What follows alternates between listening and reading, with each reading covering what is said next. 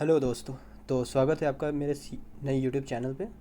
और आज हम इस वीडियो में ये बात करने जाएंगे कि कैसे कंपटीशन एग्ज़ाम में कोई भी एग्ज़ाम कैसे क्लियर किया जाता है, कैसे आप फर्स्ट स्टेज पे क्लियर कर सकते हैं, सेकंड स्टेज में क्लियर कर सकते हैं, आपको अपना मार्क्स कैसे रखना पड़ेगा कि आप फाइनल मेरिट लिस्ट तक पहुंच पाएँ। जैसे कि मेरा एसएससी एमटीएस मैंने क्लियर किया, एसएससी सीएचएसएल में कुछ 6-7 मार्क्स हर बार से मैं पीछे हो जा रहा हूँ। और इस कैसे मैंने आरआरबी एनटीपीसी में टाइपिंग लेवल तक पहुंचा।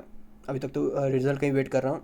अपना सिलेबस कंप्लीट करना है, सिलेबस कंप्लीट करने के बाद क्या करना है। तो सबसे पहले आइए हम लोग अपना चेक करते हैं कि मेरा एसएससी एमटीएस में किस तरह से मार्क्स आया था। तो ये रहा, पहले हम लोग जाते हैं इस वेबसाइट। तो यहाँ पे हम पहुँच गए इस वेबसाइट पे, जो कि एसएससी का ऑफिशियल वेबसाइट है। तो इसमें मैंने ये सब फॉर्म अप्लाई कर चुका हूँ। C D stenographer, COD, junior engineer का ये भी मैंने अप्लाई कर दिया। और चलिए हम अपना मार्क्स शो करते हैं आपको कि जैसे मेरा एसएससी एमटीएस में कितना मार्क्स आए। तो अगर यहाँ पे मैं अपना सिलेक्ट करता हूँ तो यहाँ से तो वो गायब हो चुका है। कोई बात नहीं, मेरे पास PDF होगा। तो ये रहा मेरा रिज़ल्ट एसएससी एमटीएस का। मेरा रिज़ल्ट, मैंने कुछ अपना पर्सनल इन्फॉर्मेशन को हाइड कर चुका हूँ। तो आप लोग यहाँ पर देख सकते हैं कि किस तरह से मेरा ये एग्ज़ाम किस महीने हुआ था, ये मुझे याद नहीं है। लेकिन शायद 2021 में ही हुआ था। आप लोग देख सकते हैं वो सब आप ऑफिशियल वेबसाइट में जाके। तो ये जब मैंने दिया था, तो जिस समय मेरा एग्ज़ाम पड़ा था उस समय शायद पेपर कुछ टफ हुआ था या क्या हुआ था, मतलब मैंने ज़्यादा तो कुछ सॉल्व नहीं कर पाया था। और जनरल अवेयरनेस तो मेरा बहुत ही ख़राब हुआ था। लेकिन जैसे तैसे करके मेरा रो स्कोर 68.75 बना था और फाइनल नॉर्मलाइज करके 74.65667 गया था। और उस साल मिनिमम कट ऑफ जो गया था वो मैं आपको दिखा सकता हूँ। उसके लिए हमें अपना ऑफिशियल वेबसाइट में जाना पड़ेगा और वहाँ पे जाके आपको बस ये रिज़ल्ट सेक्शन में जाना पड़ता है और अदर्स में जाके आप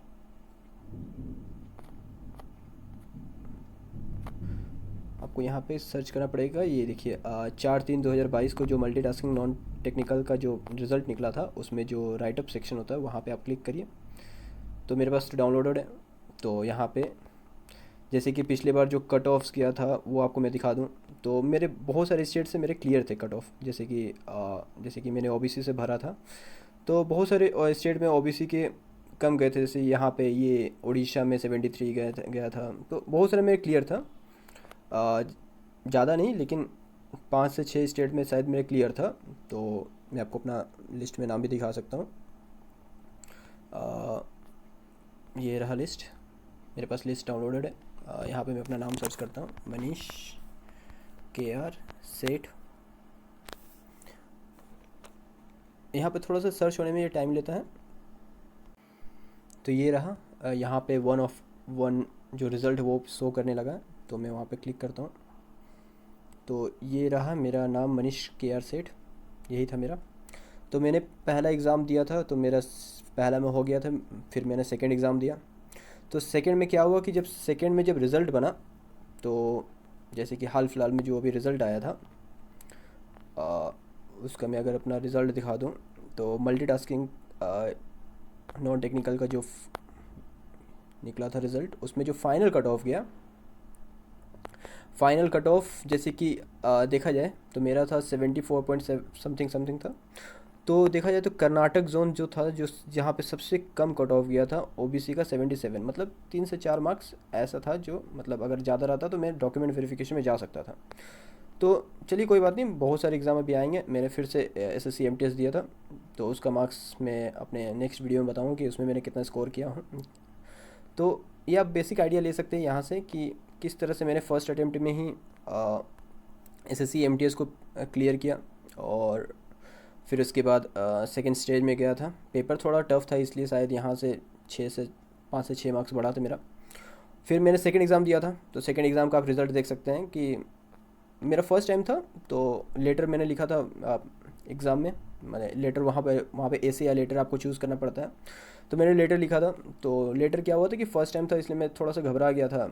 इसलिए ज़्यादा मतलब बहुत सारी गलतियाँ मैंने कर दिए थे लेटर में, तो जिसकी वजह से मतलब मार्क्स मुझे 50 में 25 दिया गया, जो कि बहुत अच्छा है क्योंकि 30% क्वालिफाइंग मार्क्स था। तो अगर 50 का 30% किया जाए तो 15 मार्क्स, 12 से 15 मार्क्स जो लेके आए, मतलब अगर प्रिसाइसली बोले तो 15 मार्क्स जो लेके आएगा वो क्वालिफाई हो जाएगा। तो मैंने सेकंड एग्ज़ाम भी मेरा क्वालिफाई हो चुका था।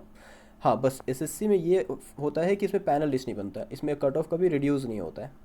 तो इसलिए क्या जो मेरा मार्क्स आया हुआ है तो ये कोई फ़ायदा नहीं होगा अब मतलब एक तरह से मुझे डिस्क्वालीफाई कर ही दिया गया है, ठीक है। तो अब नेक्स्ट एग्ज़ाम में ही मैं देखूँगा कि उसमें ज़्यादा स्कोर कर सकूँ तो फाइनल मेरिट लिस्ट तक जा सकूँ। तो ये सब बेसिक आइडिया था कि आप लोग कैसे पढ़ सकते हैं। तो पढ़ने के लिए सिंपल है, आपको एसएससी एग्ज़ाम में सबसे जो इजी एग्ज़ाम होता है वो होता है एमटीएस का। एमटीएस में आपको जनरल क्या कहते हैं इसको, रीजनिंग में ज़्यादा मेहनत नहीं, बेसिक्स आता है। आप अगर रीजनिंग अगर आप मॉक टेस्ट दे रहे हैं वहाँ से ही अगर आपका प्रैक्टिस हो जा रहा है तो ठीक है। हाँ, आपको एप्टीट्यूड में न्यूमेरिकल जो एप्टीट्यूड होता है, जो आपको मैथ्स कहते हैं, उसमें आपको थोड़ा मेहनत करना पड़ेगा। कैसे मेहनत करना पड़ेगा, तो आप जितने सारे प्रीवियस ईयर पेपर्स है वो सॉल्व करिए। बुक्स है अगर आपके पास तो उसमें से देखिए कि कौन कौन सा सम एग्ज़ाम में पूछा जा सकता है जिसमें कोई ट्रिक यूज़ हो। जैसे बड़े बड़े कोई सम है तो उसका ट्रिक क्या हो सकता है, तो ये सब आपको देखना पड़ेगा। और ट्राई करिए कि आप जैसे कि मैथ्स और रीजनिंग में स्पीड बढ़ा लीजिए बहुत, ठीक है, क्योंकि जनरल अवेयरनेस में आपको स्पीड बढ़ाने की कोई ज़रूरत नहीं है। और इंग्लिश में भी नॉर्मल है, वो ज़्यादा से ज़्यादा 10 मिनट लगता है इंग्लिश में और जनरल अवेयरनेस में। जो आपका टाइम कंज्यूमिंग होता है वो न्यूमेरिकल एप्टीट्यूड और जनरल इंटेलिजेंस में आपका टाइम कंज्यूमिंग होता है, ठीक है। तो यही बात है। अगर जनरल अवेयरनेस अगर मेरा एक ख़राब गया था क्योंकि उस समय तक मेरा प्रिपरेशन अगर बोला जाए तो 100% में शायद 60 या 70% में प्रिपेयर किया था उस समय तक। तो इसलिए शायद उतना अच्छा स्कोर नहीं हो पाया। और क्योंकि उस साल तो जनरल अवेयरनेस अजीब किस्म का आया भी था, इसलिए मतलब मैंने तो क्या लूसेंट पढ़ा था और एनसीईआरटी बुक सब फॉलो किया था। तो मैंने सोचा था कि हो जाएगा, लेकिन उस समय तक मैंने कोई भी करंट अफेयर्स का बुक नहीं पढ़ा था, इसलिए मुझे ठीक से आइडिया भी नहीं था। और करंट अफेयर्स मैंने कुछ छुआ भी नहीं, इसलिए शायद यहाँ पे कम हुआ मार्क्स। न्यूमेरिकल एप्टीट्यूड में थोड़ा सा और ख़राब हो गया क्योंकि सिली मिस्टेक बहुत सारा हो गया। तो देखिए, अगर आपको फोकस करना है तो आप ट्राई करिए कि न्यूमेरिकल एप्टीट्यूड में, जिसको मैथ्स कहते हैं, और जनरल अवेयरनेस में ज़्यादा फोकस करिए। इंग्लिश एसएससी एमटीएस का इजी आता है, आपका हो जाएगा, ठीक है। हाँ, बस आपको क्या करना है कि आपको ये सब में, ये एमटीएस एग्ज़ाम में ये चीज़ ट्राई करना पड़ेगा कि आपका जो रॉ स्कोर है वो कम से कम नहीं भी तो 80 से 85 के बीच में रहे। अगर इजी शिफ्ट गया है तो 85 तक आपका रहे, और आपको लग रहा है कि अगर मेरा शिफ्ट टफ गया तो 80 तक रहे। क्योंकि अगर आप सोचेंगे कि अगर आपका 75 आ गया है रो स्कोर, चांसेस है आपका सिलेक्शन का, तो ऐसा नहीं है। और ख़ास करके यूआर के लिए तो कभी नहीं ऐसा नहीं है। यूआर ओबीसी अब तो सेम ही कट ऑफ आ रहा है। अगर हम लोग देखें एसएससी सीएचएसएल का भी, तो वहाँ पर भी सेम ही हो गया है। इसलिए आप लोग ट्राई करिए कि 80 से 85 तक रखने का एसएससी एमटीएस में। बाकी सब एग्ज़ाम में मैं बाद में डिस्कस करूँगा। और मेरा जैसे कि ये एसएससी एमटीएस 2022 है, तो एसएससी एमटीएस 2020 है। तो 2020 में मेरा इस तरह का गया है पेपर, 74 आया है। तो इस बार मैंने फिर से एग्ज़ाम दिया था एसएससी एमटीएस 2021, तो उसमें भी मेरा अच्छा खासा मार्क्स आए हैं। वो मैं नेक्स्ट वीडियो में बात करूँगा। ये वीडियो में मतलब मैं दिखाना चाहता था कि कैसे आप फर्स्ट अटैम्प्ट में भी कम से कम आप फर्स्ट स्टेज और सेकंड स्टेज भी क्लियर कर सकते हैं। हाँ, मेरिट लिस्ट में आपका नाम बने या नहीं बनेगा वो आपका डिपेंड करता है कि आप पहला स्टेज में कैसा किया था, ठीक है। तो मैं यहाँ पर समझ गया था कि मेरा फर्स्ट स्टेज ठीक से नहीं किया था, इसलिए सेकंड स्टेज अगर मेरा अच्छा भी जाए तो कोई फ़ायदा होने वाला है नहीं, ठीक है। तो बस यही है। अगर आपको नेक्स्ट वीडियो में जानना है कि मेरा एसएससी एमटीएस 2021 कैसा गया, एनटीपीसी सीबीटी 2 में मेरा मार्क्स कैसा आया था, जिसका वजह से मैंने फिर से टाइपिंग टेस्ट भी मैंने अटैम्प्ट किया, और मतलब कितने मार्क्स रहने पे एनटीपीसी में आपको फाइनल सिलेक्शन मिल सकता है। खास करके मैंने लेवल 2 और लेवल 3 से फॉर्म भरा था क्योंकि उस समय तक मेरा ग्रेजुएशन कंप्लीट नहीं था। तो उस बात पे भी हम लोग नेक्स्ट वीडियो में डिस्कस करेंगे। अगर आप लोग को पसंद आया वीडियो तो लाइक करिएगा, सब्सक्राइब करिएगा। Thank you so much.